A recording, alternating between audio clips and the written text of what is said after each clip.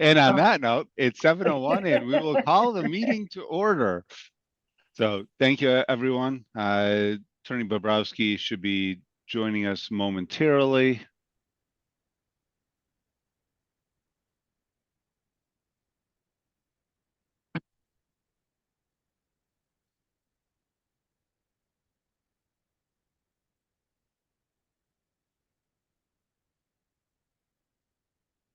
Let me just send him the link.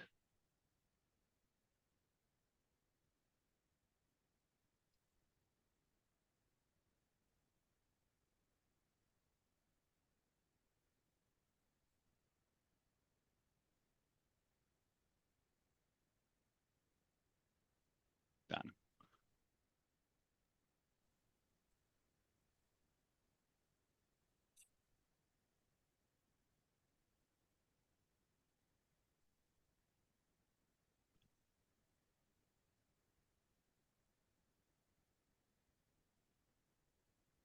Okay. So Attorney Bobrowski had requested the date. So at our last attempt at a meeting, we didn't actually hold a meeting on February 5th because we lacked quorum, but we do have minutes available from the convening, because without a full quorum, without having 5 of 8 members, we were not able to take any official action. But just in light of having people available and where we did actually have input, we did take minutes for that. Those will be presented actually at the next meeting.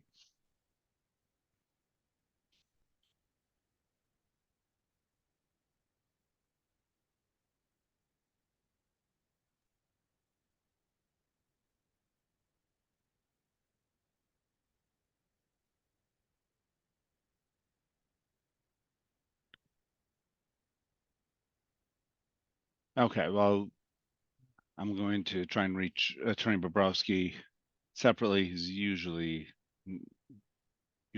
pretty timely on these things.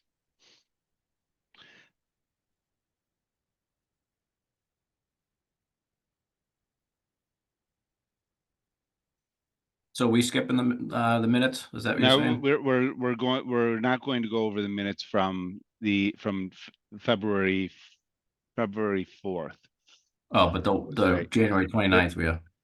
We will go over the minutes from January 29th. Okay. Or February 5th, rather. So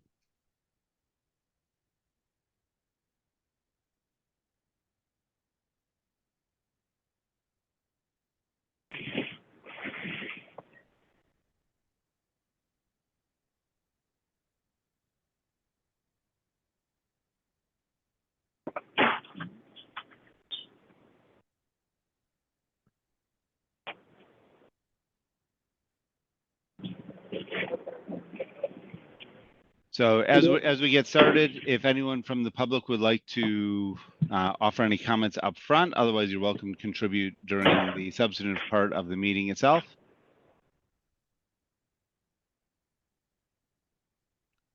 So with that, we have the minutes from January 29th itself, and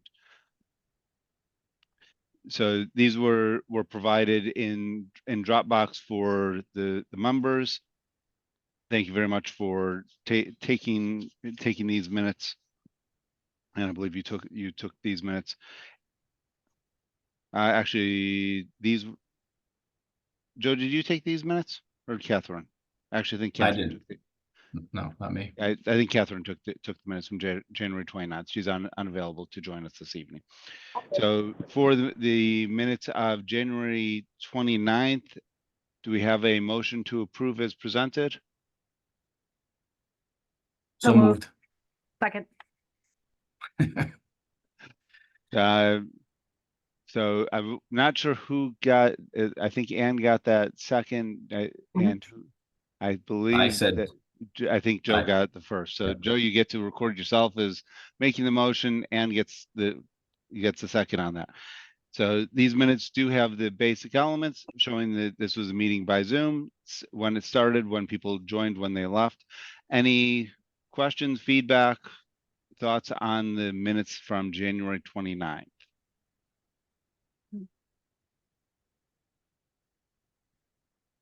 Seeing none, we'll take a vote for approval of these minutes themselves. We'll do this in the order in which you appear on my screen by roll call. And Joe, if you could just make sure that everything is recorded as being by roll call. Yep. So Joe, you're first. Yes. Anne, Yes. Tim, Yes. Lucy, Yes. Kevin. Yes. Excellent. And I vote in the affirmative, so it's unanimous approval of those minutes. Thank you. Minutes from December 18th, I neglected to put them on the formal agenda for this evening, so those will go on the agenda for the next meeting. They are in Dropbox for members to review. If anyone from the public wants a copy of those minutes in draft mode, happy to make those available. So those will again just get deferred so that there's compliance with the posting requirements for those minutes. The minutes from February 5th, I don't believe will necessarily require formal approval, but I will submit it at the next meeting along with the minutes from this meeting, just so that we actually have the consistency of having those minutes taken, even though it doesn't count as a legal meeting itself because we lack quorum. Okay. Any questions before we get started?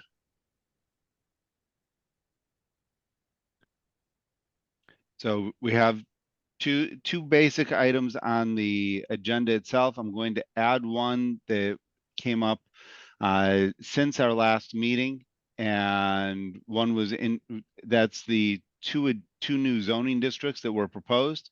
Attorney McGrail did introduce in comments at our last meeting that he was going to submit a proposal for, which has been submitted, for an overlay district for self-storage facilities. Both that proposal, along with the second proposal for marijuana dispensaries, are available over at the planning board's portion of the website. The hearings are scheduled for the middle of March, and there's information on those. So not knowing whether we're actually going to have a meeting between now and then, if anyone has feedback on the language there, it's certainly relevant. I just found out about the posting of where the locations were within 48 hours. So it is certainly able to be discussed where we're not looking at taking any substantive action. On it, it would just be language oriented suggestions. So if anyone has anything, we can certainly pass that along to the planning board.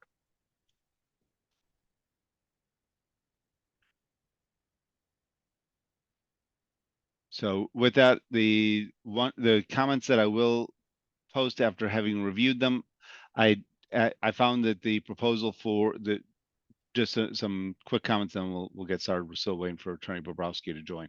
The comments on the overlay district for self-storage, the way that it was presented seemed consistent with the other bylaws as we're having them rewritten, and I don't have any issues with the way that language is set up. It seemed to be very consistent in manner and purpose. So I looked at that and said that seems to be a fairly straightforward bylaw. That was based on my personal reading.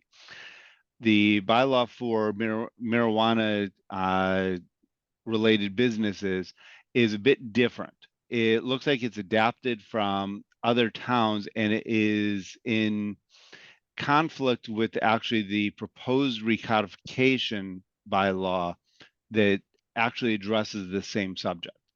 So some of the differences, and it's unclear as to why it's being brought up now with a sense of urgency when it is included and published as a part of even our first draft, which is available on the website, to have marijuana, the ability to have marijuana establishments in town. So some of the things that just jumped out at me, one was the fact that it's only 3 parcels in the town, and those are actually near 2 very large apartment complexes, one at 95 Audubon Road, and then one on Audubon Road towards Pleasure Island Road.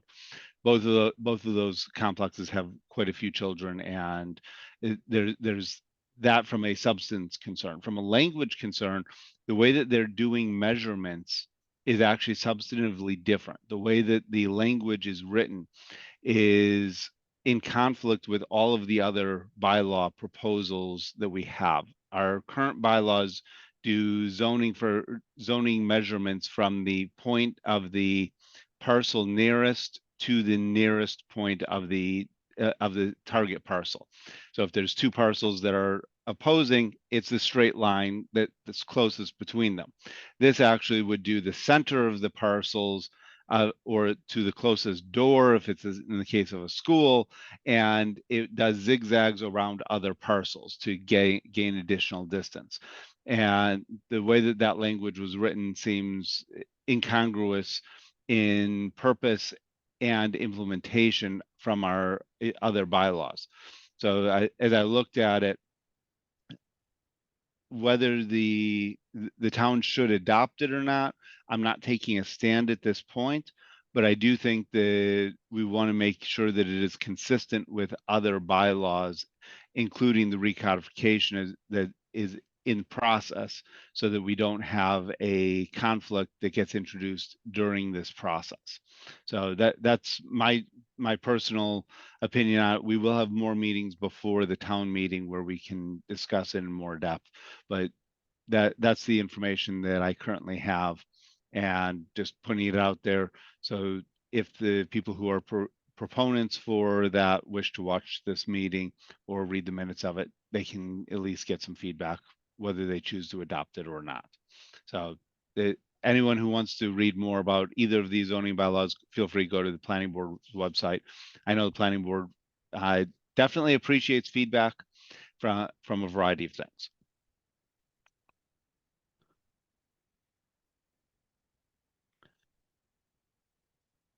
So with that, it brings us over to the proposed MBTA Communities Overlay District.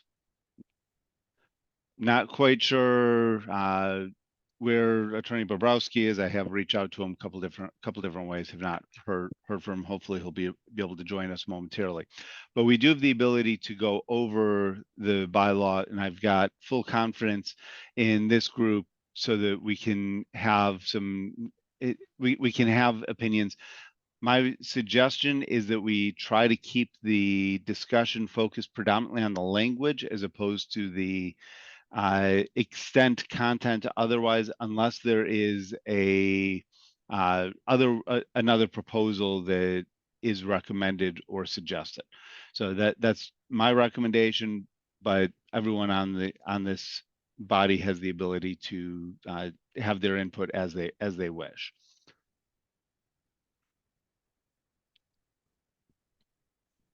So here's the proposed town meeting article as it is. Are you able to see the share? Yep. Excellent. Zoom can be funny sometimes. Sometimes it works as expected, and sometimes it doesn't.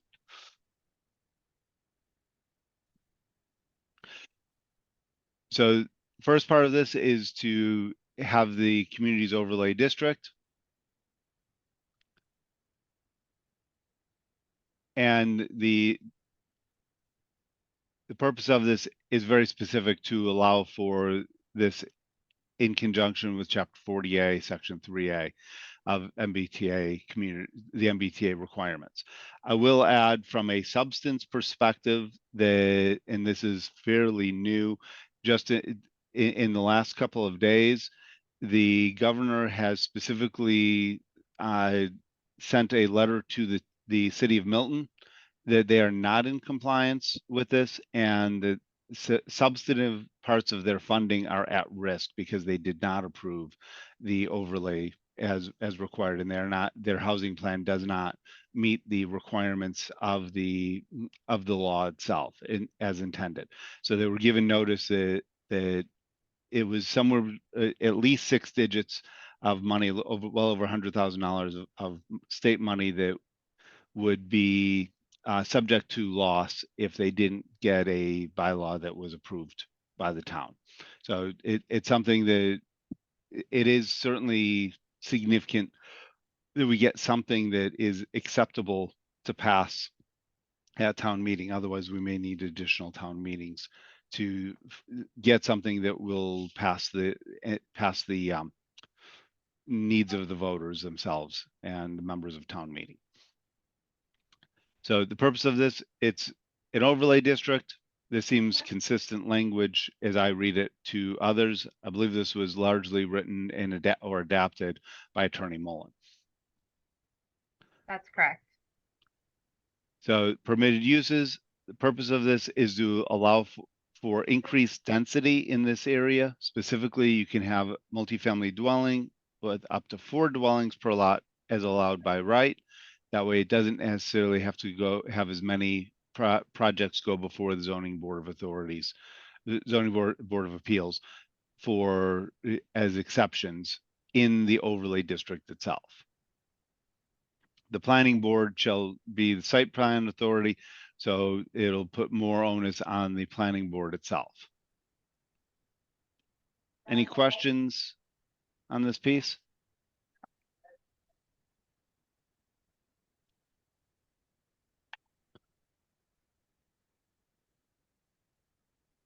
The dimensional regulations basically says that these are going to be supported, so we're not allowing exceptions to maximum height and other components of the actual of the existing bylaws. So you can't exceed the heights as otherwise dictated by the underlying districts.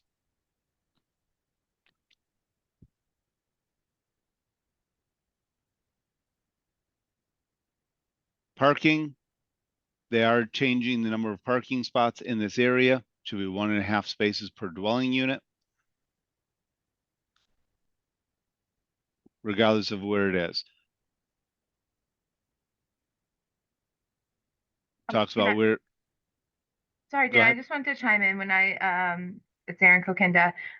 When we were in front of town council back in, goodness, a month ago or so, Councilor Vincent brought up number 1, referring to parking and loading requirements, 19037, and how we only refer to A through C, not all of 19037. And he made a note that we should look at G as well, because which I think could be added as part of this before town meeting. I'll have to double check. It does have to deal with handicap accessibility. So I need to talk to the ADA coordinator in town about that, but he did help me, with the parking requirements here. So I just wanted you guys to know that that's going to be discussed and hopefully figured out, either if we can do it prior or on the floor as well. Excellent. And the comment is something that I had noted as well, is that it does not address the ADA components to this. Mm-hmm.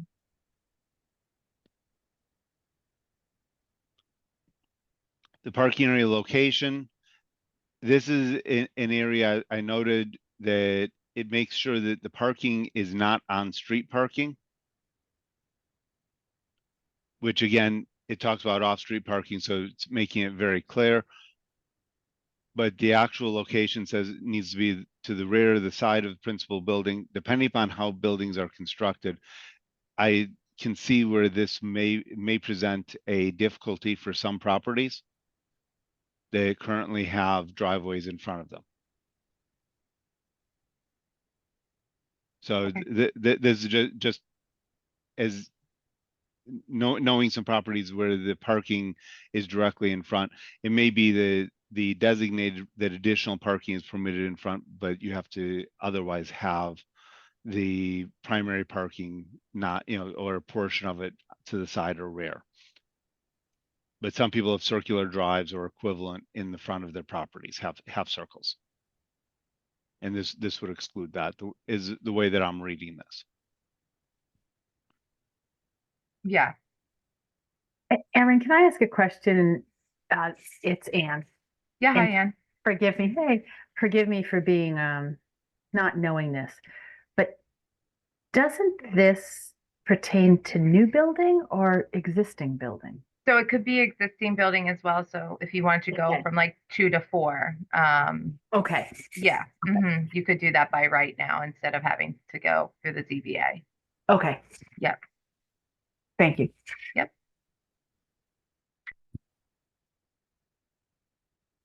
And if someone were to do that, my understanding is that if they're using this, then they would still be subject to these requirements. Correct. So that's where I'm just looking at this saying, we want to make sure that it's not problematic for people who are doing this. Correct. Yes, that's a good point. Thank you. Made note of that.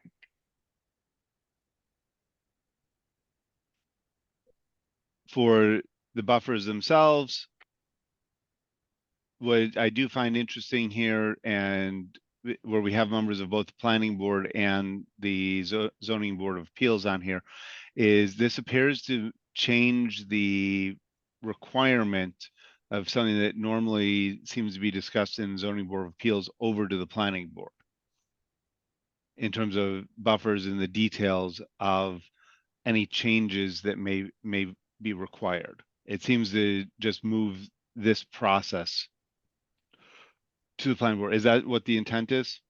Correct. Yes. So the planning board would be looking, excuse me, at all these things that are labeled here as part of dimensional and development standards through the planning board through site plan review. Is that what you were asking? That's what I'm asking. And then for if there's exceptions, those would be then granted by the planning board, not zoning board of appeals. Correct. And part of the reason why I'm asking about this is that zoning board of appeals is aware of the other projects on their docket, which may or may not be something that the planning board is aware of. And so there may need to be increased collaboration between those two boards if there are projects that are in similar vicinities. Yep. Okay. Because in this overlay district, there are commercial properties as well as along with individual family properties. So we're going to have, I can absolutely see overlap in projects and the two boards not realizing that they may even have adjacent parcels. The owners would probably realize it, but the boards may not. So yeah, I think it's one of those things that Gail Conroy does a great job of sending out any sort of packets or anything. So maybe we should have some language that within this notifying internal departments of projects that are going on zoning board of appeals, because the ZBA does currently do that. So we get wind of what's going on, can make comments. So I'll see where that could fit in somewhere. So Joe, without having you speak for the entire ZBA, but you've been on it for several years, does it seem like something that the ZBA should have at least knowledge of? Whether there's input or not, I'm gonna just leave it as a separate issue. So Dan, in my knowledge is that if this passes, that they wouldn't even have to, right? They would just be able to do this by right. They would just go to the building department and say, hey, I'm in the overlay district and I have a 2-family house. I'm going to make it into a 4-family house, right? I mean, they wouldn't even have to come for a special permit or anything. They wouldn't Yeah. have to. The issue is if they need any exceptions, like to the buffer zone.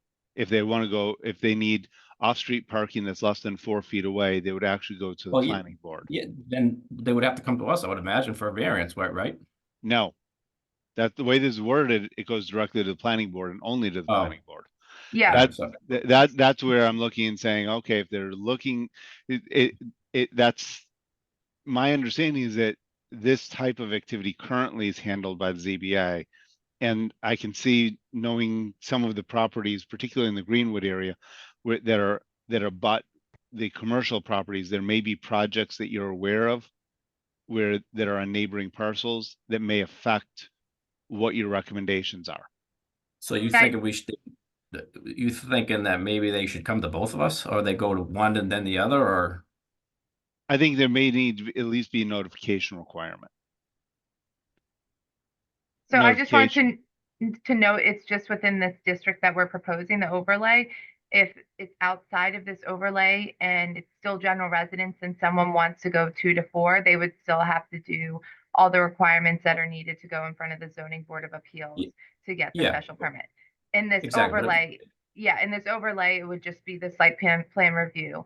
And they would work with the planning board to make sure that they're meeting all their dimensional regulations. I think internally we could add some language within this if it's necessary, saying that we should notify other boards, letting them know that, these projects are going on. They do that already. The zoning board of appeals does that already if someone's doing accessory dwelling unit, and things like that. So if that's important, then that's something we could possibly do as part of this.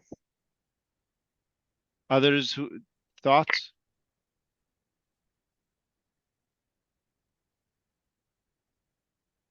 No, that to me seems like within the four corners too, right? For town meeting, Yeah, even for the planning board, we could add it. But yeah,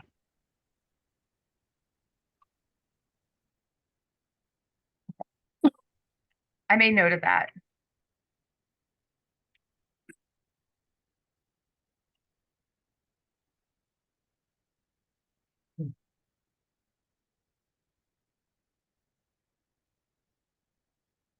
Anyone else have thoughts on this? Again, I'm just looking, based upon my own experience in the town, trying to promote the communication and ensure that happens over time. As a zoning article, this is going to probably be around for many, many, many years. And while we currently have good communication in town, this would help necessitate that. That's the reason why I'm looking at that collaboration. In some towns is better than others, and even within Wakefield, we've seen, depending upon who's running various boards, that can change over time.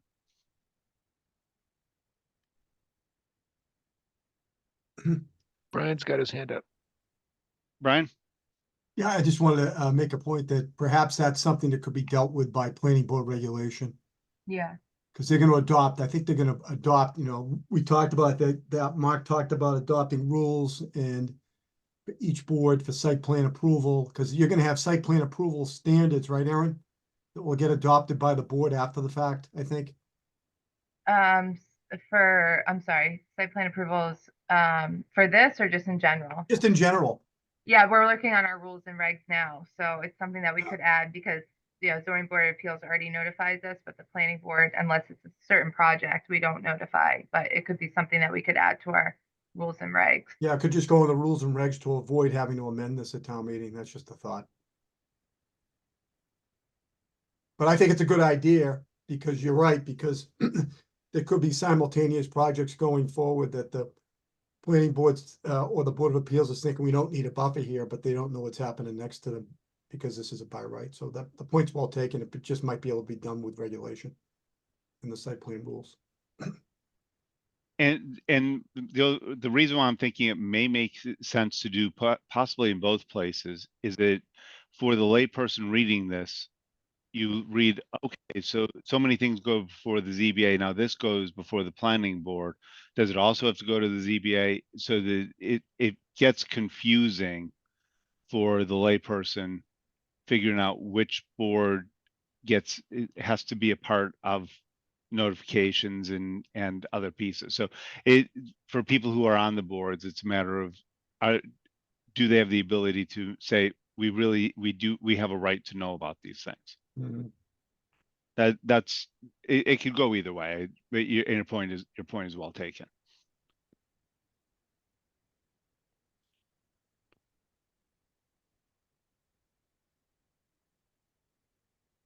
Moving along, the development standards.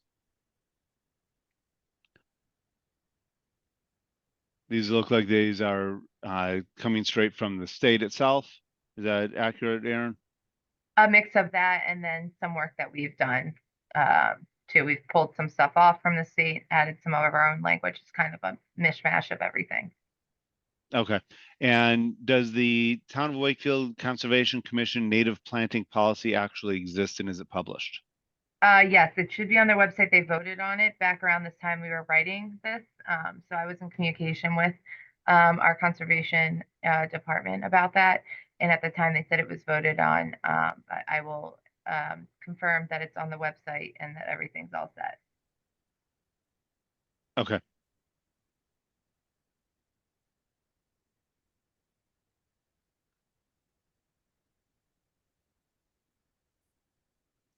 Any other questions as we're going through this?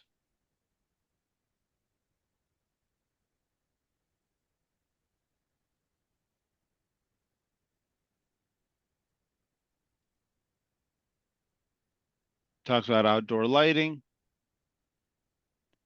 This appears to be designed to prevent light pollution, including the requirement of downward lighting.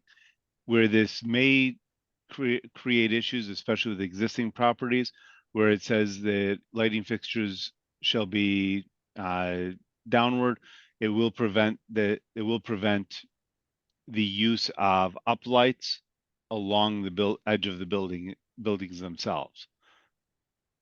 Mhm. So some people, especially around the holidays, will do uplights and or shine things against buildings. I don't see those as I don't see holiday displays being an issue, but uplights along a building itself could become an issue here because those are actively prevented. So it's something, just putting a note in there Okay. that's something for someone who's doing an existing property conversion, that may be a problem. If they currently have landscape lighting that goes upward, which there isn't, it's not super popular in Wakefield, but there are properties that have it. It's usually not super bright, but they do occur. Thank you.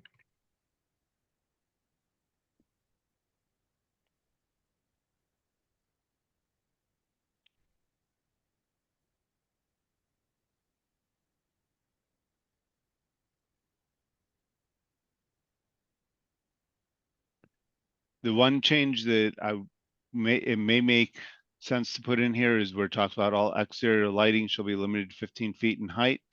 Where some of these properties are likely to exceed that, we might want to put in an exception for emergency lighting. Okay. Because if there is any sort of emergency lighting or otherwise, if a property is more than 15 feet tall, that they might have, fixtures on a porch or something, and that would technically be exterior lighting above 15 feet. Unless I'm misinterpreting the way that this is written. I'm just rereading it.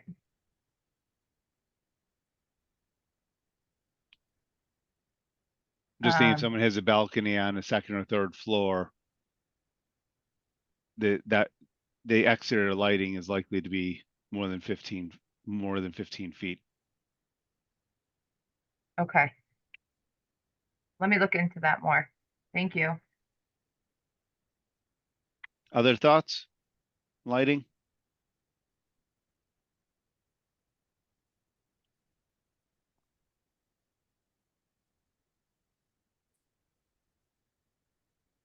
Stormwater management. I wasn't sure if because this actually doesn't state anything explicitly, if this is even required to be in the bylaw. It's just a reference. I don't see it as being problematic inherently. Brian, I wasn't sure if you had a thought on that. Yeah, so currently, if a project involves a lot greater than 15,000 square feet and doesn't involve an approval for a special permit or a variance or conservation, then it has to go through the stormwater management bylaw review. And since this is by right, I think the town engineer probably wanted this in here just to let people know, hey, by the way, this is by right, but there's a stormwater bylaw that applies to all properties that you should look at too. That is correct. That's the reasoning why it's there. Okay. It's a good heads up. It's a good, kind of bookmark for people to, as you referenced with, you know, to let them know, you need to take a look at this. So they don't miss it. Yeah, I think some people might not even think about it at all. So I think it's good that it's in writing within it. Brian, that's a law that no water leaves the site. It's Is just, that yeah, I mean, EPA requires the town to have a stormwater bylaw for certain developments that don't get reviewed by Concom or your board, Joe. Or, and where this is by right, I think, you know, this would trigger that review in many circumstances, so it's good that it's here because it just tells people you're gonna have to go through a stormwater, review process. We actually have a stormwater board in town that really isn't too active, but they exist and they're geared up for stuff like this. It's led by Bill Renault, town engineer.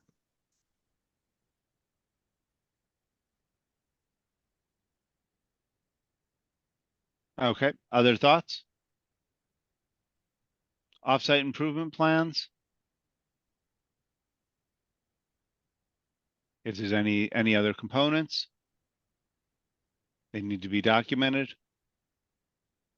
That's my reading of this. Mm-hmm.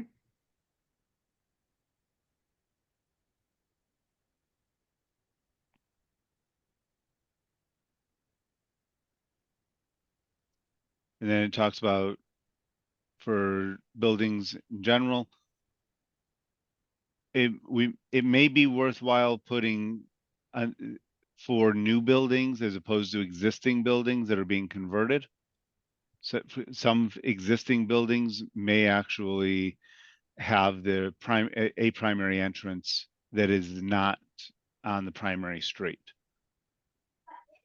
Okay. And what comes to mind is I think it's 97 Cedar Street, if I've got the address correct. It's a series of developments where the entrances actually go to an internal driveway and don't face the primary street. So when we get into the multifamilies, for new properties that may make sense for new construction, but for existing, it may be that it just needs to go before the planning board for approval again. That there's a way to have that accepted out. Does that make sense to those of you who've been working closer with this?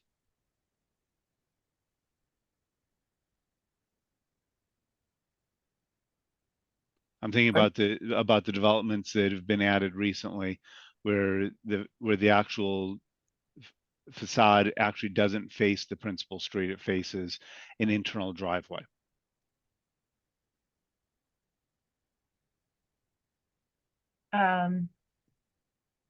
I get what you're saying. Um,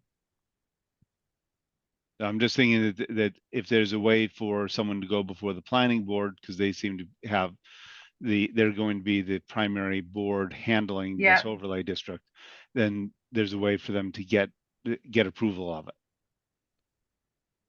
yeah. Especially since the parking and so forth has to be somewhere other than in front of the building anyways. Yep. Yep. So just changing the language for more like new construction. Right. And making an exception for that goes probably before the planning board, so that the planning board can give an opinion and make any modifications as may be necessary. Okay. I don't see that being a problem. Theo, do you have anything? No, I think that's a good distinction, new construction versus existing.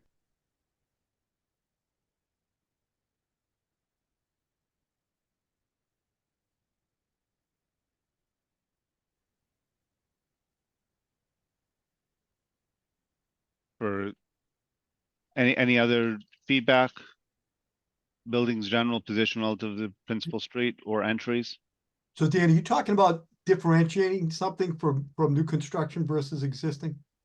I think I actually don't have an opinion as to whether it should be differentiated specifically on new construction versus existing, more that there be a process by which someone can get an exemption from this or the equivalent of a variance because a particular lot has its natural main facade to be in the rear or the side, because that's where people will be entering the building. Mhm. Got it. So if there's a way for them to go before a board to get that approval, whether it's new construction or not, I don't think is really all that relevant.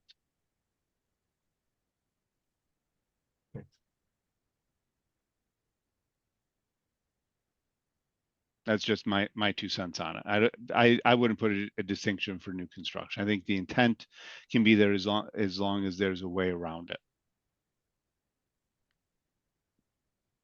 Shared outdoor space.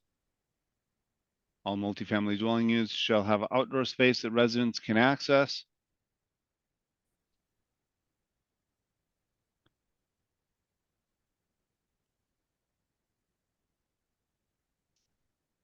It doesn't actually say that residents need to be able to use that space. It just says they need to access it.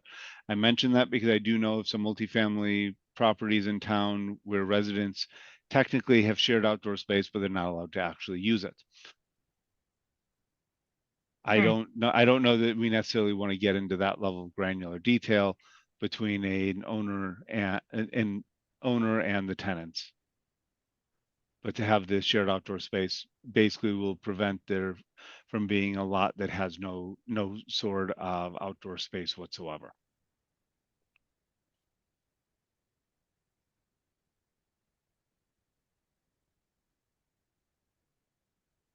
Okay.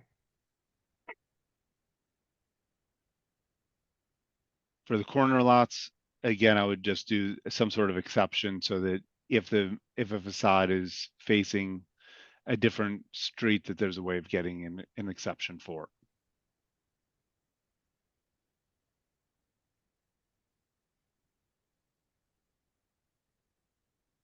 I don't know if you need that on that one, Dan, because that seems to give you every option Mhm. on the Yeah. corner lot. Because it can That's what I was serve, it can thinking. face either street or I either agree. corner. But it might actually be to a driveway Oh, okay. that's not facing a street. So can I just give an opinion on that? Sure. Is that okay?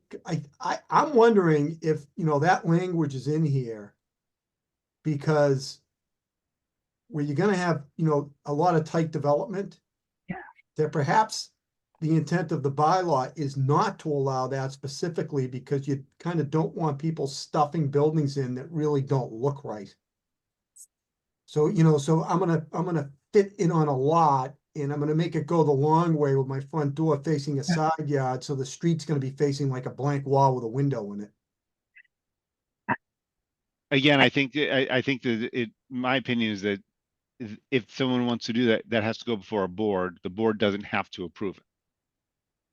But would that still make it by right, technically? Yeah. I agree with Brian. I don't know that this bylaw is already so far reaching. I'm not sure that we want to expand the language to allow for certain situations. I don't know. I kind of leaning towards what Brian's saying here. I see what you're saying, Brian, because if we make it, it's already going to change how buildings that will occur in town. So I don't know if we want to make it so the ability to have any kind of access different than what the actual bylaw says. Mm-hmm.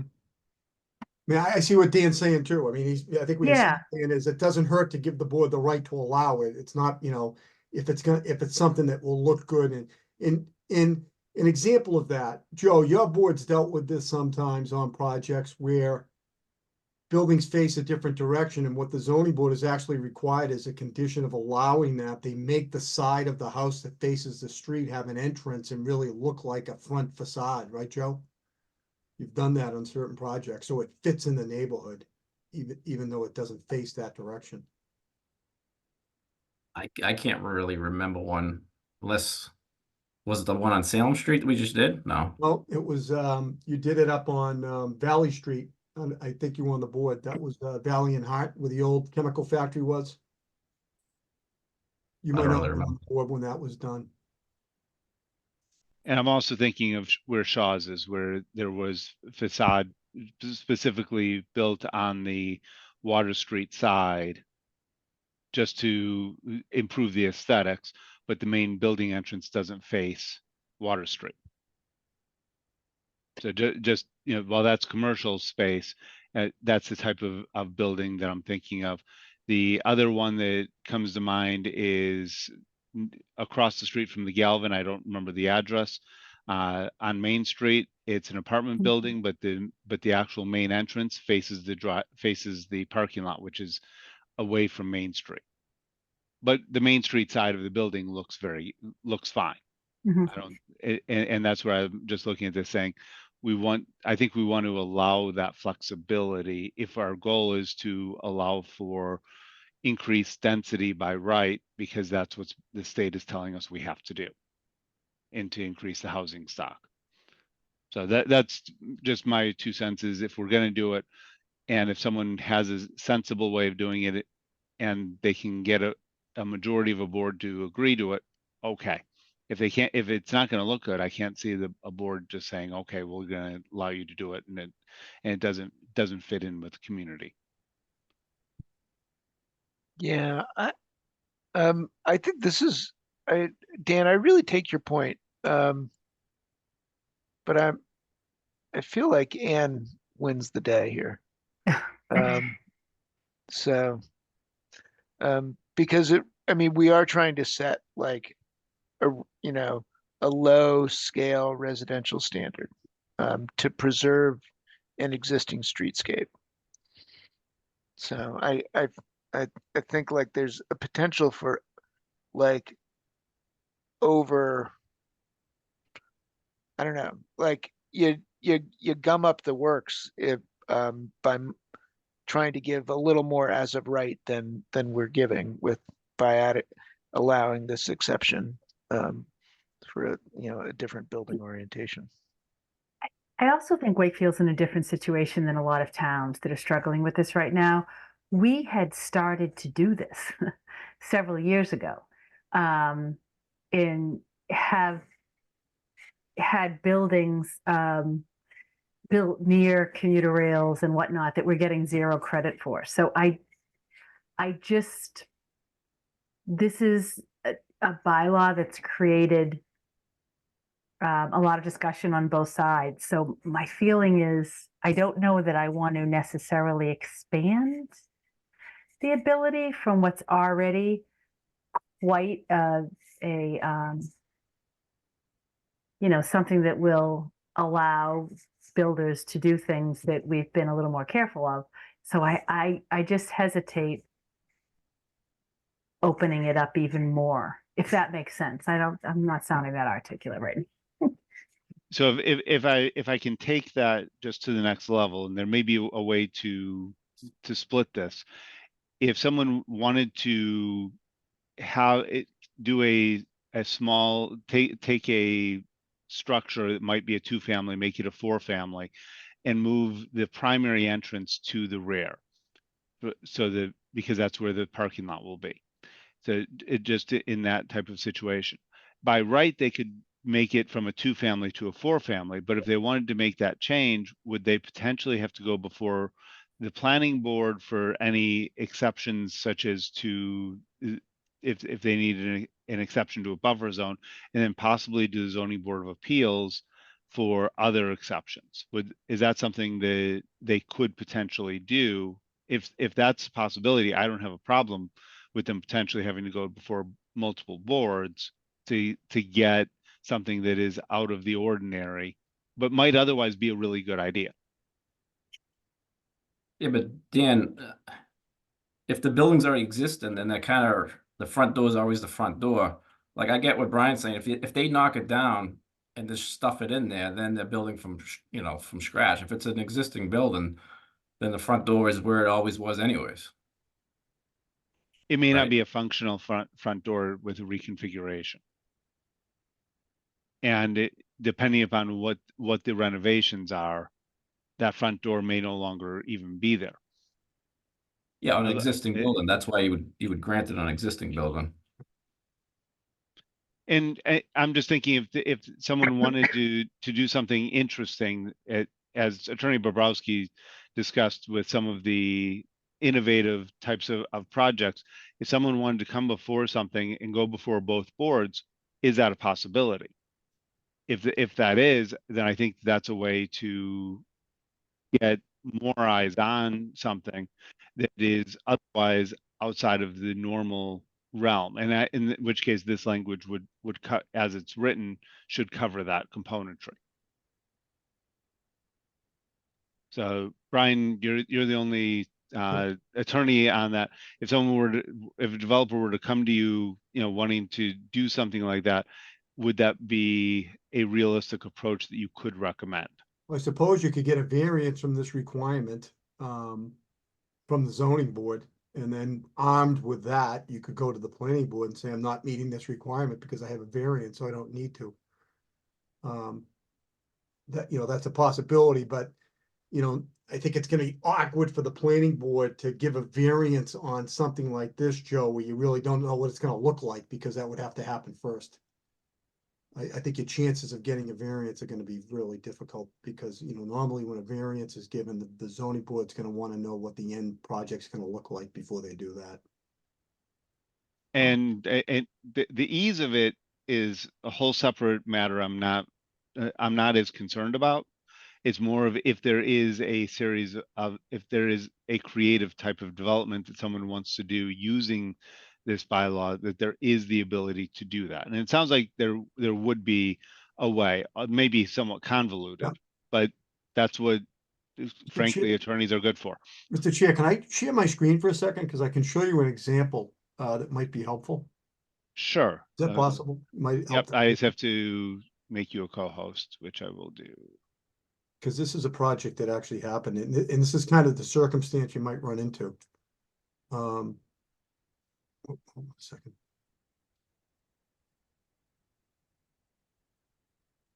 And my intent is not to really expand the bylaw. It's to meet the purpose, the express purpose of why we're doing this bylaw, while still preserving the essence of the town.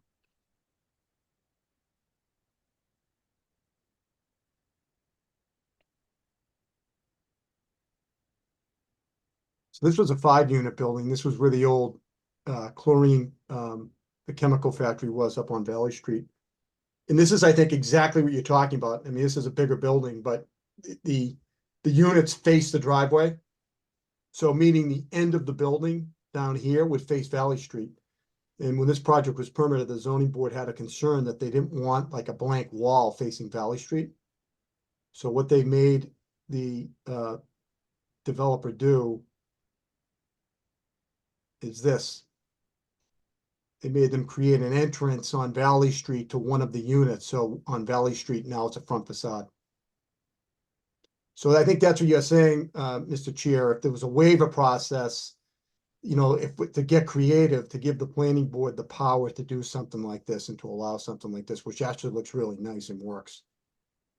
That's a great example. And this is the type of creativity that I could see being very beneficial. So, I mean, if the goal is that, it would be easier for the planning board to have the power to do that within the bylaw. Brian, isn't the 40B that was approved on that Greenwood Station? Isn't that one like the long way also? I don't know, Joe. I wasn't involved in that. You were on that? That's right, No. you were on that. No. But if you, so I if you, think Joe's I mean, right. this might be able to be dealt with pretty easily in the bylaw, if you can bring the bylaw back up. I mean,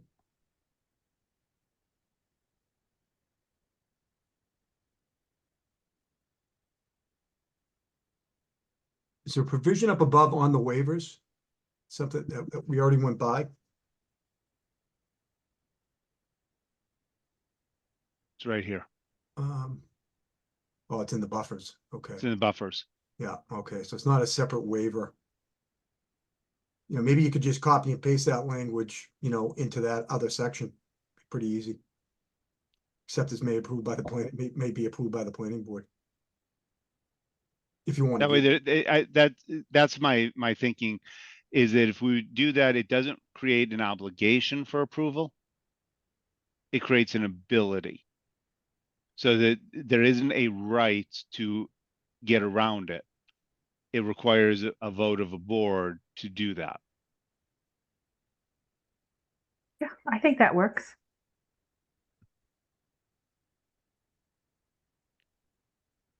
Thoughts? So we've got now two members of the planning board in this meeting, Theo and Kevin. I'm looking at both of you. Your thoughts as to potentially having, in some ways, more work, but the ability to work with developers who are trying to take advantage of this in a different way than it was originally conceived. I feel like that would make sense. I'm wondering if there are more areas than these two that we've identified here where it would make more sense for exceptions to come before planning board rather than ZBA. Mhm.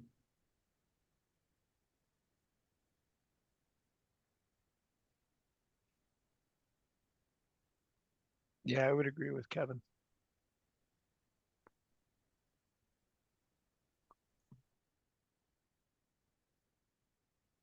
So I guess, speaking broader, should there be something in here that indicates exceptions would come before planning board only for this overlay district, though, come before planning board rather than zoning board? And is that a good idea for that to happen?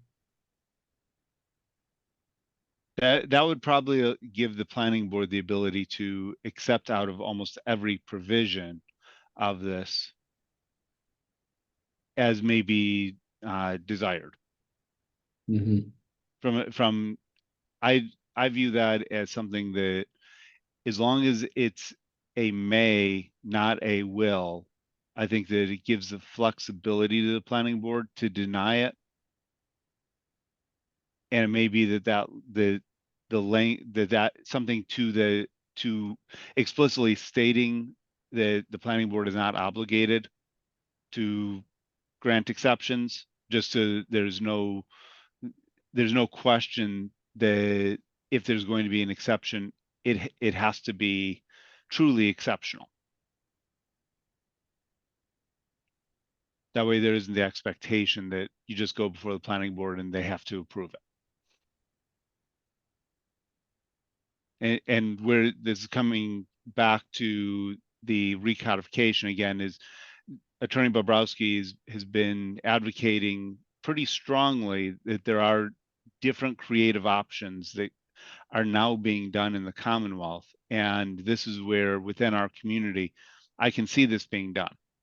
As Attorney McGrail brought up, that property that he showed where it was effectively sideways, it works. And it's a way to increase housing stock, which is the purpose of the overlay in the first place. So perhaps when I did talk very briefly with Attorney Mullen, he did say to ask him, what his work requirements were going to be after this meeting.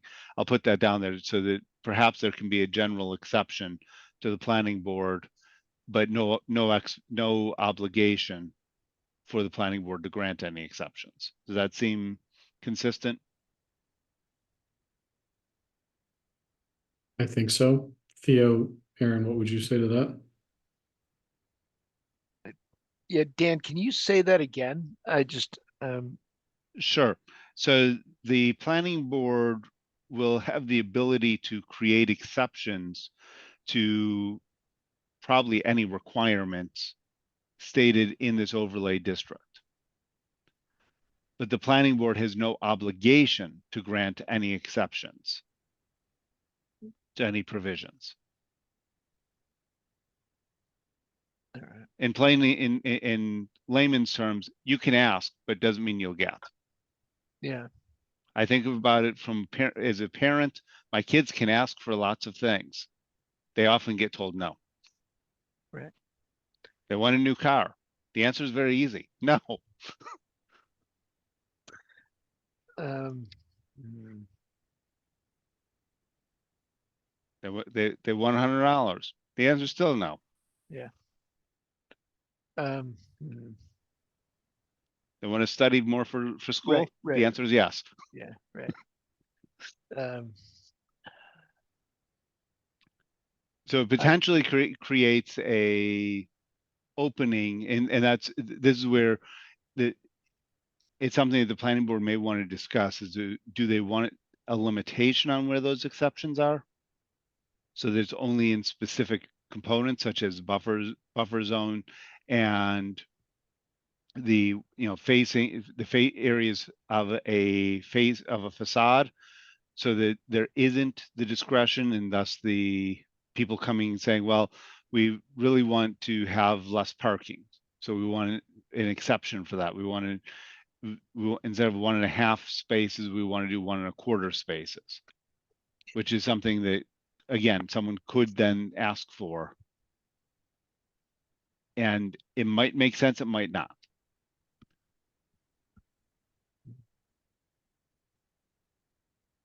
yeah, let's play with it more, or let's think about it more. I think maybe Tim's got a comment. Yeah, thanks. I mean, Dan, I think just kind of my initial viewpoint is, kind of going back to where, Brian and Ann were a few minutes ago, on one item, I'd probably lean against allowing discretion on most, if not all, of the content of this bylaw. Just from my perspective, I mean, this is already a big change for the town and these areas, and just allowing, more exceptions and more discretion, kind of opens it up even broader than it is now.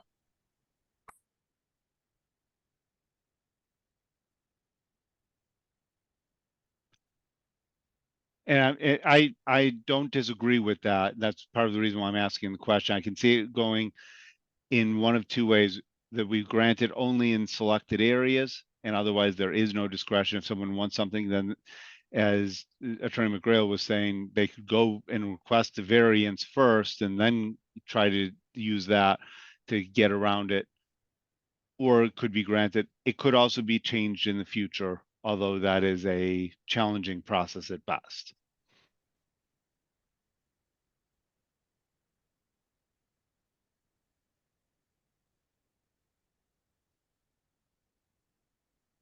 Because as I look at much of this language, it seems a lot of this is advisory language as opposed to mandatory language.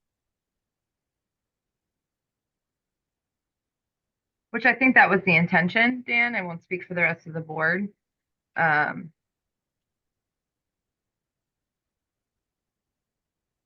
of under the thought of, like, if you have a 2-family right now,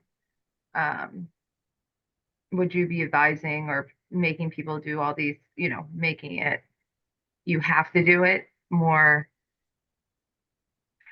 than what, like, here, it'd be more advising that this is what, well, definitely some of these they need to abide by, but the other things are kind of an advisement. But also have to abide by. I don't know if I'm making sense, but it's that fine line, I guess. Agreed. Attorney McGrail? I just wanted to say, I think it's kind of a catch-22, because I think what Tim said makes sense. I think it's good practice to have that language in there to give the flexibility, but I think there would be a legitimate concern. It could hurt the chances of it passing at town meeting, because of, too much discretion being given for waivers potentially. So, but it would be good to have it in there, but I don't think there's a right answer. There's good arguments on both sides. Not that I mean to sit on a fence, but that's just the way it is. I think, right now, our bylaw, I'll give you some sample language that the zoning board has authority. And I think this is what Mark has been preaching, and this is under one section of the bylaw. It says, and you could use similar language, when a literal applications of the standards presented in Article 20, which is this, you would say, prove to be infeasible, the planning board may reduce the requirements. Any such reduction shall be supported by evidence of infeasibility due to lack of suitable land, design considerations, and other similar factors. The planning board must also find that the granting of this relief will not adversely affect the health, safety, convenience, character, or welfare of the neighborhood or the district of the town. So that would be the language that similar language that would use, and that gives you the flexibility to waive some of the requirements. Again, I mean, I want this to pass at town meeting, and I have concerns if that's in there, people are gonna say, oh, well, it's really not, now it's discretions of boards and things can be waived, and so that's the only concern.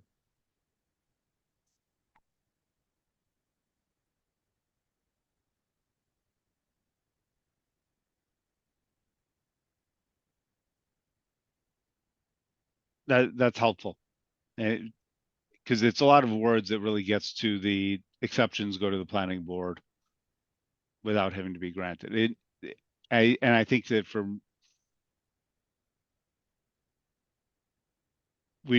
less words is probably better from a strictly political perspective. Yeah.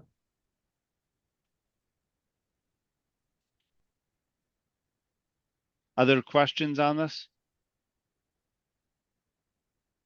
So the resolution is we're gonna table this and not. There isn't going to be a formal recommend. I don't think that this board is going to make a formal recommendation one way or the other. It's more of these are suggestions that we will refer to Attorney Mullen. And because we're not the proponents of the article, if there's something that we find fatal in the article, that's something we can bring up. But otherwise, I don't see this body's, at least as chair, I don't see this body's responsibility to take a formal opinion on the actual bylaw itself. We can certainly state that we've reviewed it, the language is consistent with the recodification planning. And, suggestions were made. As to what happens with it, that's really up to the proponents of the bylaw itself. That's my 2 cents. If the committee has other thoughts, I'm certainly open to it. Thank you.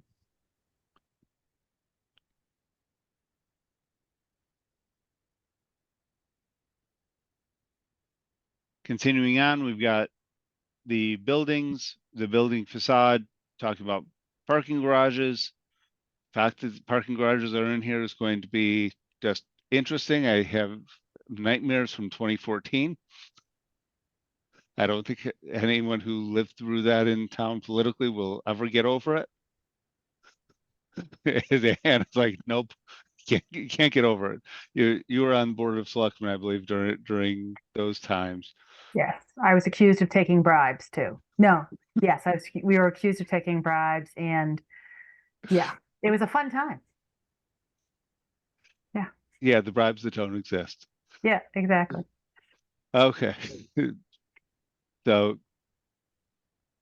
site plan review, the applicability, site plan review is required with 3 or 4 dwelling units, not for 1 or 2. It'll be reviewed by planning board.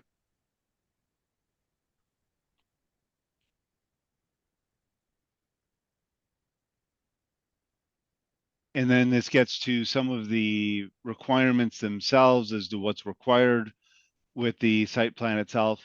It specifically does not get the piece in here that I did take a look at and said seems a little bit weird to me. This is just my opinion. It talks about it has to include the application, has to have the site plan reviews themselves, elevations, stormwater reports, site plans, and stormwater report shall be prepared and stamped by civil engineers, making sure it's licensed professionals. I didn't have a problem with that. It was section F, where it specifically talks about how it shall be submitted on D-size sheets, which D is it's an international standard for building that's basically a 2 foot by 3 foot size.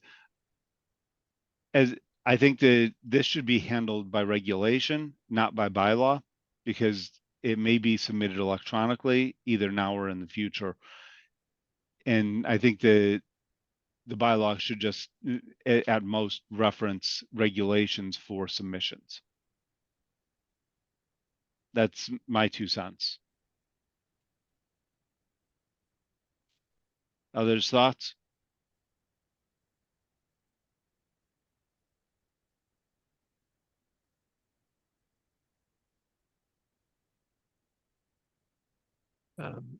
It's a welcome comment. I wonder uh, if that comes from something like really embedded in 3A or something. No, all right, getting the head to know. Aaron, are you aware of where that comes from? I believe that came from language that we have, I'm trying to find right now, that we have in what we require for definitive subdivisions. And I'm trying to find that. I'm pretty sure that's where it came from. But I understand where you're coming from with the electronic copies and things like that. And that's just where I'm just looking at it, trying to say, if that's done by regulation, then the regulation may just state basically that it requires it by a D, right? Be stamped by D size as opposed to A size or some other component, or it allows for flexibility. I just think that the board, in this case, the planning board, should have discretion as to how it wants to accept documents. Okay. I'm pretty sure we just got it from the definitive plan and preliminary plans. I'm just double checking on that. Because that's an area that I know as part of recodification, we are looking at changing and pulling anything that's operational like that out and making it by regulation as opposed to making it by a mandate. Yeah, so I think we pulled this exactly. I just found it. I just want to confirm it from the form and contents in our definitive plan. So I think we are just trying to be consistent with that. So point well taken. And I know the planning board is working on the rules and regs too. So we can make note of that. I would just maybe keep it for now, and that's something that could be changed in the future until we update all our rules and regs. But I'm on the board. I'm just telling you where that came from and the thought process.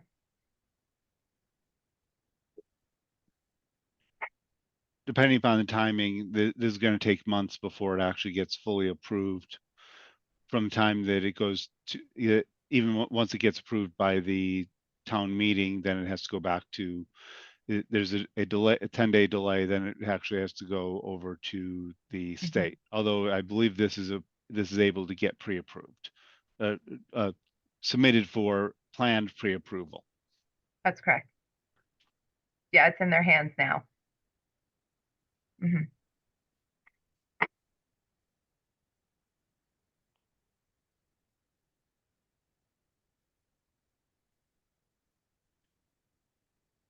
So timeline, site plan review should be commenced no later than 30 days following submission.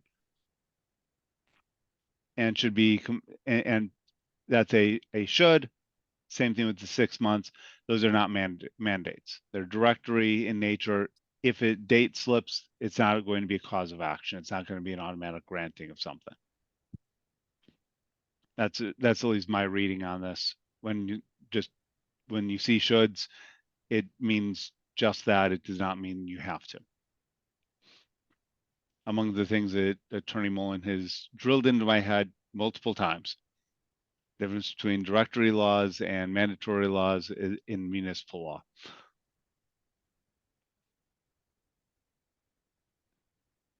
So we then have the permitted uses. This is it's basically saying that planning board may impose reasonable conditions, that it's not going to go around the uses of the underlying zoning. That's my understanding of that. Mm-hmm.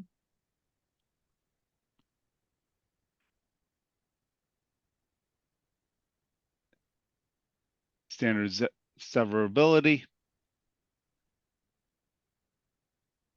and changing multifamily dwellings from 3 to 4.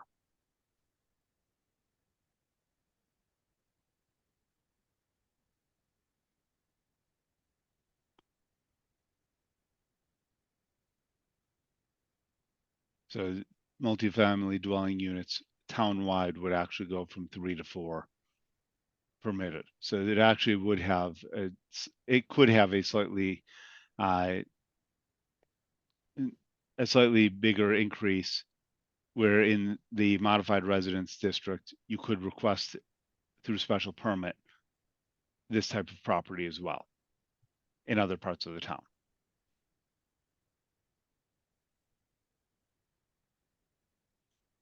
Any other questions on this? Feedback? And as all warrant articles end, we will see what the town will do about it, which will be something that it will be an interesting town meeting.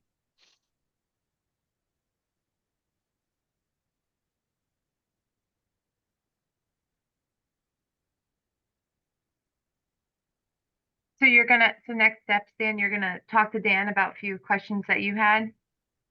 So the next steps that I have is I'm going to take the notes from the discussions. I will send them over to Attorney Mullen, probably also Attorney Bobrowski as well, to just get their thoughts on this. And it will, because we're not the proponents, we're not going to make changes to the actual language of the bylaw itself. We can make suggestions, and Attorney Mullen can then follow up with the actual proponents for whether a change can and should be made. Typically, language that is not outside of the realm of capabilities can be done well in advance of the town meeting, especially where the actual warrant is still open. Any changes along these lines should still be realistically permitted as part of a minor language change, and it's not substantively changing the subject matter overall. So there's a little bit more expansion typically allowed earlier in the process. By the time we get to town meeting, that's where the moderator usually says, if it talks about the four corners being quite explicit and more specific to what it is than before the warrant itself is published. Because at this point it's a referral, and the referral can come back with minor changes, is my understanding. So what I'll be following up with the attorneys as to what the components are. But certainly a lively discussion. Unless the board has other thoughts, and again, it's majority of this, I don't think that this board should take an opinion on the content overall. Just that the language is generally consistent with the recodification plans that as we currently are working, and suggestions were made to further that as well. Does that seem consistent, a consistent statement for town meeting? Sounds good to me. And part of the reason why I'd like the board's input on this is the planning board, I know, is going to have another hearing. In this way, they can have the feedback of what the expectation is for town meeting. Tim, Lucy, Kevin, Joe, thoughts? Oh, good. Yep, I agree with that. Dan, do you envision having like a statement included in the record as to, the comment you just said, or is that just going to be, something brought up on town meeting? Like, what's the impact of that statement? Great question. It's a floor statement. So unlike a mandatory opinion, so like anything financial, you have a mandatory opinion from the financial committee, from the finance committee. Anything that involves a zoning bylaw, the planning board will have an opinion on.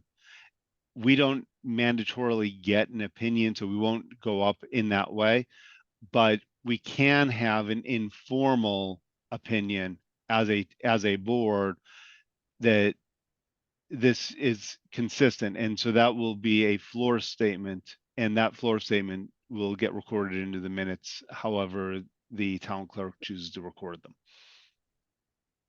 And of course, it'll be available on Zoom and everything else, like all of our meetings are, for people to see.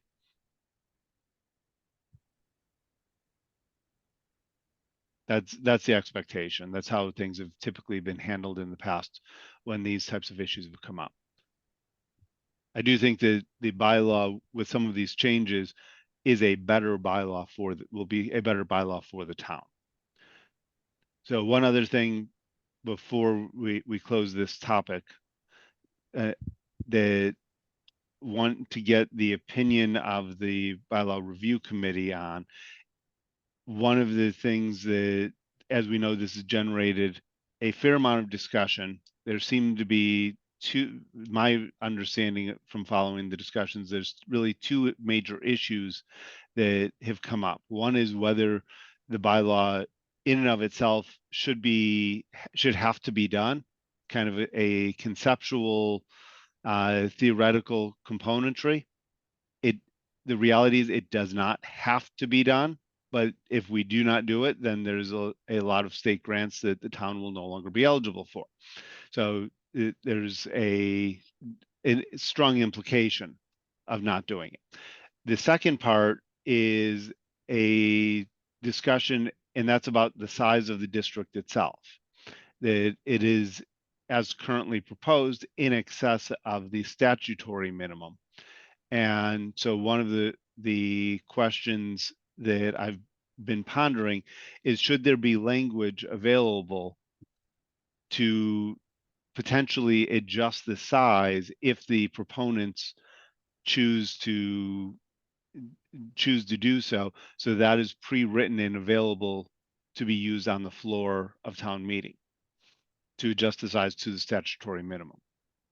And if that's the case, should that language be something that bylaw review committee it takes up just from a language perspective? Again, without stating that, without sponsoring it, the language itself or anything.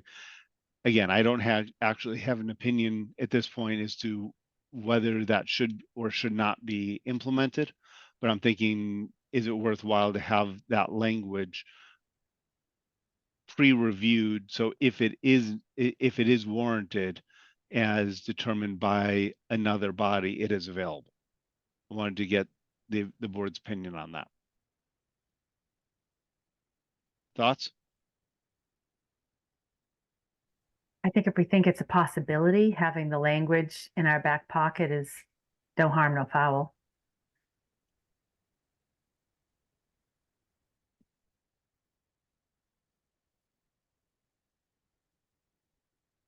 Others?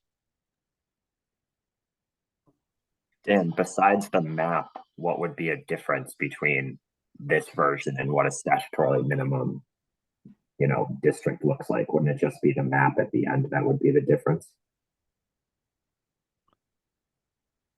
I don't know. Aaron, do you know the answer to that? From my understanding and discussions we've had, we would still be able to meet the minimum with, that's a bigger conversation, but the bylaw would stay consistent with what we have in front of us right here. So yes, the map would be the only thing that would change.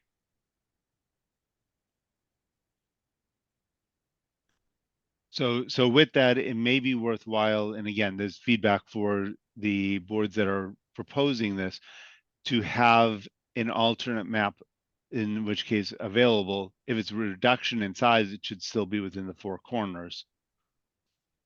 If there is a sense after the as the deliberation happens on town meeting floor, that may save the bylaw itself, because I don't know how this will occur at town meeting. This particular bylaw seems to be very volatile in terms of people's opinions on it.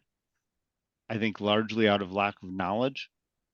And that's something that from a language perspective, I think these language changes will improve it, but it won't change the core issue, and having the ability to understand what some of the core issues are and having a effectively a backup plan to help with passage may not be a negative item.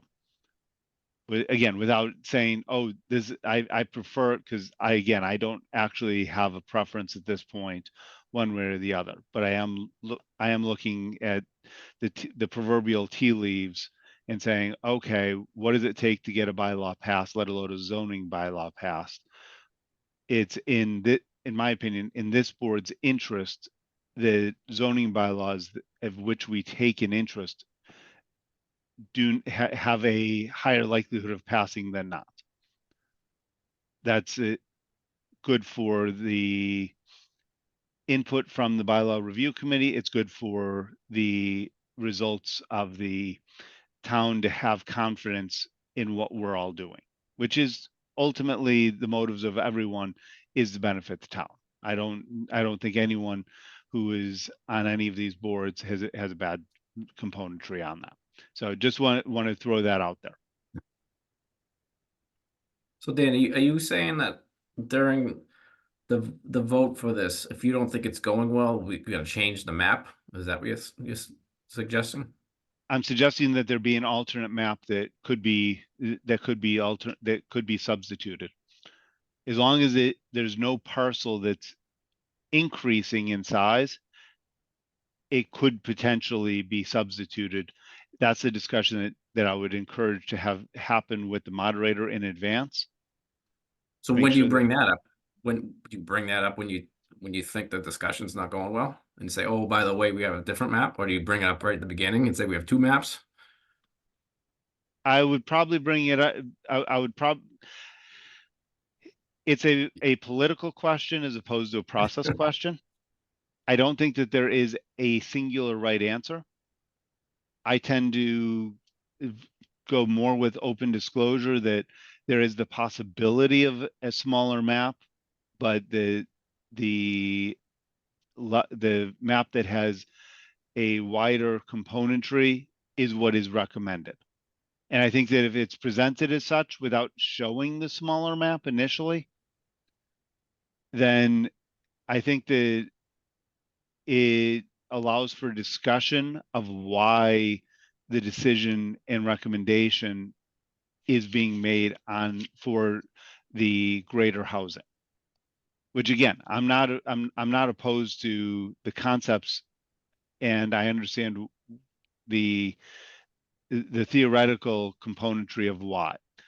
I also think that it's in the town's best interest that we pass a bylaw, and if necessary, change the map a second time in the future, because that could be done. Yeah, I don't know. I feel like the committee spent the whole year on this, so just present this and not start throwing a curveball at the end in a way. I don't know. This is what they came up with. This is what we're presenting. If they don't like it, I guess they vote against it. Not like, oh, well, wait a minute. Well, it's not going our way. Let's change the map all of a sudden. I just feel like you're moving the goalposts all of a sudden. That's just that's how I'm hearing it right now, in a way. Like, this is it. Just if they don't vote for it, then it doesn't get voted on, I guess. I mean, I don't know. That's just, I feel like you're changing, you're moving the goalposts in a way. I tend to agree. It's absolutely moving the goalpost in response to the feedback that is being heard by other residents. And that's I don't know that feedback is going to be loud enough to take action on. I mean, But if it doesn't pass, then we lose our grants, which means most likely our taxes will go up in a way. So, I mean, you can tell them that too, I guess, in a way. You can have that argument. They know if it doesn't pass, we'll lose our grants. So, Don't we have another bite of the apple of this in November? Right. It doesn't Yeah. pass? Right, exactly. Yeah, there's another time. Yeah. I'm going to walk back my comment. I misunderstood. I don't know that we should have a whole extra map. I thought it was much smaller than that. A suggestion, but I know what you're saying, Dan, because I've lived through this, and I've lived through the misinformation, and the misinformation of a small group of people tends to filter into the town meeting. So I'm leaning a little bit towards what Joe says, because I think based on all the work that went into this, I think we push this, we explain what happens if it doesn't pass. And then as someone said, there's another chance to address this in November. But I agree, if we give two options, it's going to confuse the issue. People are going to hear, oh, there's a smaller map, let's just go with that. What's the difference? I Yeah. think keeping it Why more didn't you straight. bring that up in the beginning, kind of thing? Right. Because we know that there's a few of you that are going to complain about anything and not be truthful, frankly, after living through this. It's going to be very interesting. But I think smarter heads will prevail and understand not passing this is a huge issue for our town financially. So I would say that's those that are proposing it, that's really what the argument has to be. So I'm taking back what I said. I think we just go with what we have. So my feedback is I would like to theoretically just get this done at one town meeting, and people know there has been a minimum map out there. And so why not just get it done at the Maytown meeting? If we put up this proposed one and it gets voted down, that's another 6 months of debate. So I kind of lean on let's just have both options so we can just get it done, as opposed to it gets voted down theoretically. Maybe it won't, maybe it will. And then, we have 6 months, clocks ticking to the end of the year. So that's kind of just my thought.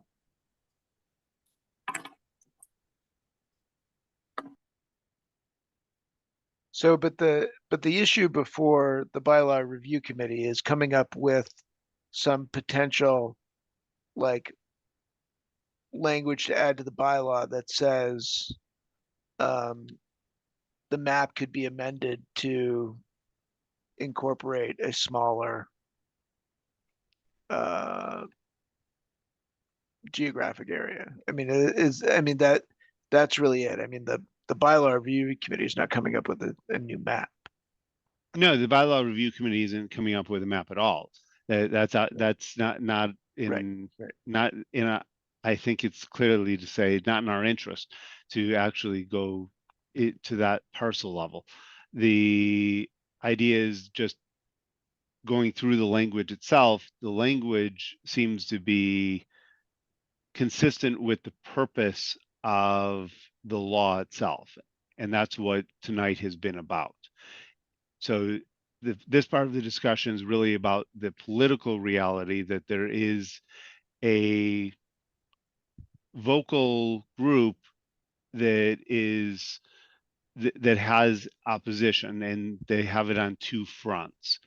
Where it requires 2/3 vote to pass, it's a matter of what are different options to politically get it to pass itself.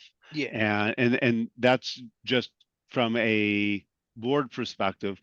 There is not agreement one way or the other, and there's frankly not an opinion of the board itself. I don't think that's our role to give an opinion as to, we've recommend a larger map or a smaller map, but it is our role to advocate for the best bylaws of the town. And in that sense, I think it's safe to say we want a bylaw to pass.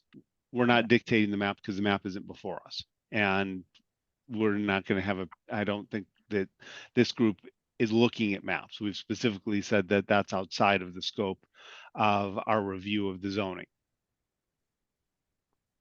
So that's where it's a matter of the political piece is a little bit different.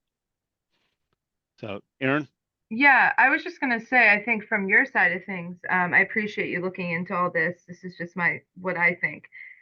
I think your role is, and when what I alluded to is, I don't foresee this bylaw changing at all. I think it's going to stay pretty much consistent with what you're seeing now, minus maybe a few changes that we talked about tonight.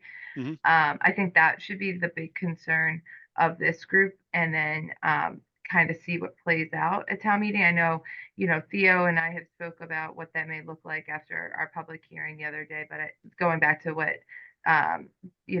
Joe was saying, and Ann, is a lot of hard work has gone into this other group. And so I think the planning board will have our next public hearing on Tuesday, and we'll hear what others have to say. And then we can kind of regroup as a board what we're going to recommend. But I would just love to know from this group if this bylaw is kind of in line and would be comfortable with that town meeting, whether it be this spring town meeting with the map that's being proposed, or the new map or whatever that's going to be in spring or in the fall. I'm pretty sure it's all going to stay consistent. So And I think it's safe to say, we haven't looked at maps. We're not looking at maps. It's just this group of citizens listens and has opinions. And so that's just where just trying to translate some of the opinions back so that we can get passage of what seems to be a good bylaw to accomplish the purposes in consistency with Massachusetts general laws. So that's the reason why it's part of this. And the political component is certainly a part of the political component of town meeting itself is within our purview, because we are actually a function of a town meeting itself.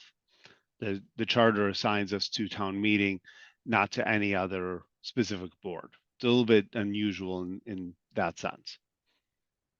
So while we don't have a standing point where, as mentioned earlier, we're not going to get up there and say, well, this is what the bylaw review committee says, one way or the other, and we recommend favorable action or something like that.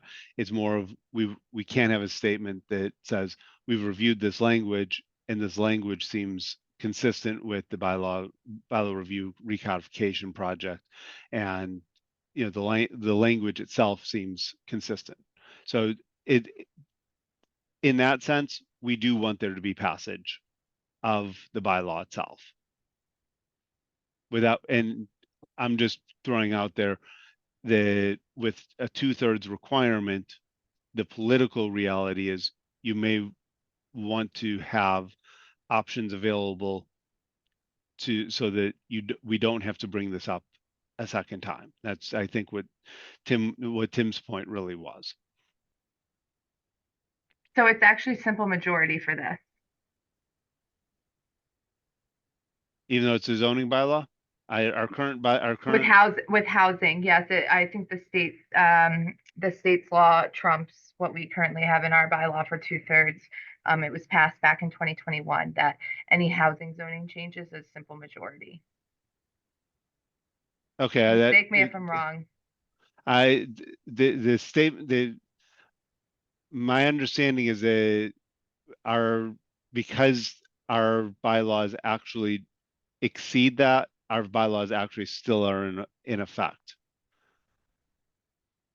It's among the changes that we actually are recommending as part of recodification, is to reduce that so we don't have it. But the discussions that we've previously had with Attorney Bobrowski and Attorney Mullen is that it's causing difficulty unnecessarily because of that, because we have not changed that bylaw as of yet.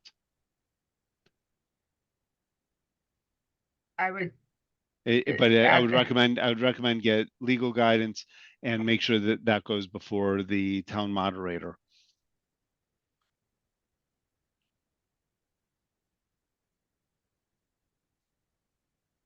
Is my suggestion on that. It's not our decision as a board as to what that actual limitation is. I'll leave that to people who've been through law school and debated these issues many more times than I have. So I'm sure Ann and Brian probably have opinions on this one way or the other. Well, Bill will know. Bill Carroll will know immediately what he the vote he needs. So they're not going to have to worry about it.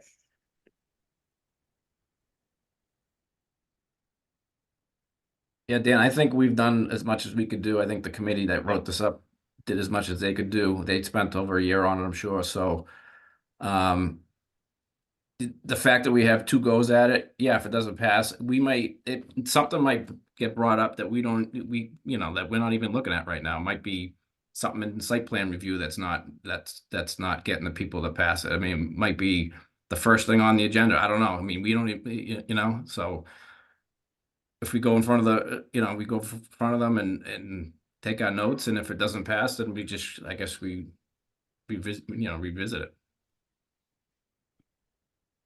So I've no objection to that. Just wanted as part of this meeting, just wanted to open the discussion. That way the feedback is given. And we're not going to take a formal vote. As I said, personally, I don't actually have an opinion one way or the other as to what should happen beyond. I do think that this is beneficial for the community. So we'll express that. Okay, given the hour, it's 8:42. And the Attorney Bobrowski has not been able to join us this evening. The consolidated draft talking about the definitions of districts, we're going to push off to the next meeting itself. And that will happen. Again, we also will have several sets of minutes at the next meeting for that. Anything before we fully close this out? Anything else on this bylaw? Okay, I'm going to stop sharing here. So upcoming dates. Next meeting tentatively for March 18th. The first meeting, the first Monday of March. I am not, part of that is I'm not sure where I will be the first Monday of March. I may be either in Boston serving jury duty, or I may be out of state at a conference. Depends on whether I have to serve jury duty. I won't find that out until the end of next week or not. So the fun of jury duty is you never, especially federal jury duty, you never know when you actually have to show up. They will tell you on a week-to-week or day-to-day basis. Keeps it interesting. So if someone wanted to be have the meeting on March 4th and could chair it, we can certainly do that. Otherwise, my recommendation is that we have our next meeting on March 18th, which is the next Monday, third Monday in March, and then we continue on with the recodification at that point. Thoughts? March 18th sounds good. Yeah, agree. Okay, so Sure. we've got our next meeting for March 18th. After that, it looks like the next meeting following that, just putting it out there, could be a Fool's Day, literally April Fool's Day. So April 1st, plan on that. Jokes are allowed and can abound even more than usual. So that's it. Just looking ahead on the calendar itself. If you can pencil that into your own calendars or type them in as appropriate. Several upcoming holidays. There's St. David's Day coming up on March 1st, Mahashivrati on the 8th, Ramadan begins on the evening of March 11th. St. Patrick's is on March 17th, Evacuation Day is March 18th.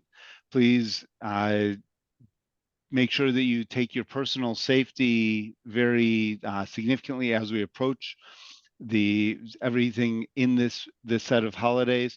I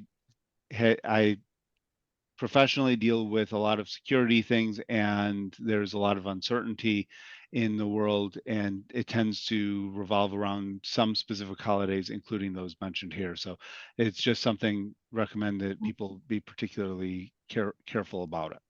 Any open items? Otherwise, great meeting, going over a lot of things, a lot of really good feedback. I do wish the proponents of this bylaw that I do seriously hope that it is able to pass in a positive way, because I do think that this is going to be a good thing. I appreciate it coming before this board so that we have we do have opinions. Depending upon things for the next meeting, I may put on the agenda an initial discussion of the other two bylaws that are going before the town meeting. Realistically, those may get pushed off to April, just so that there is the ability to at least have a cursory review going into town meeting for the language on those. I do encourage everyone to read those. If you want to give public comment to the planning board, they are certainly always willing to get public comment. And as everyone on this board reads things with a very discerning eye, those comments are taken with a lot of appreciation. So it's something that I do recommend. And again, you can give those comments in person or in writing. So you can always send them to the planning board. They'll go to Theo, who'll distribute them as appropriate. Anything else? Otherwise, we will do our next big vote of the evening. Everyone can get their fingers on their unmute buttons, because we will need a motion to adjourn in a second. In a moment, do we have a motion to adjourn? So moved. Anne was very quick on that. I am quick on those. Yep. And do we have a second? Second. Lucy gets the second on that. So with that, we'll take a roll call vote in the order in which you are on my screen. Joe, Yes. Anne, Yes. Tim, Yes. Kevin, Yes. Lucy, Yes. and I'm in favor. With that, at 8:47, the meeting's adjourned. Thank you, everyone. We'll see everyone next month. Please stay well, have fun, and enjoy the end of the hopeful winter and the beginning of spring. So I'm hoping there. Thank you much. Take Yeah. care. Thank you. Good night.